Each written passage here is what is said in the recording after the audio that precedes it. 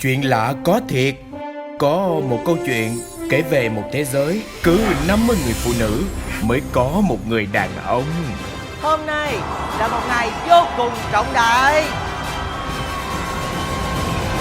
Nếu ai mà ném trúng tinh cầu đó thì sẽ trở thành gấu của sói ca.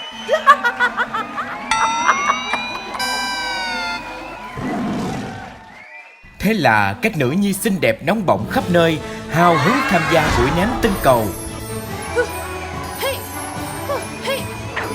nhưng đều thất bại. Bất ngờ hai món đồ được ném trúng tinh cầu cùng lúc.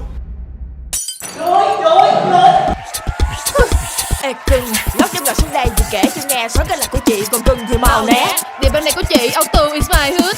Dáng thì xuất sắc, phong cách thì sơ good. Dám như chị thì chị cưng tưởng cưng gắt chăng. Trong khi không có cửa vì đàn chị anh như sẽ tặng. Xấu thì đừng có cô, tỏ ra mình hầm hố. Mà cưng như cái tô chỉ đưa người xuống lỗ.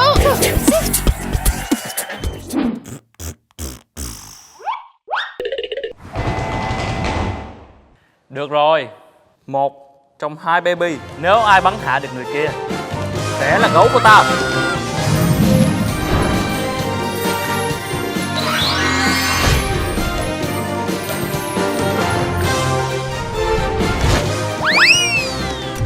Tải ngay Ginny Movie trên App Store và Google Play hoặc truy cập ngay www.ginnymovie.vn. Ginny Movie bắn mọi lúc vui mọi nơi.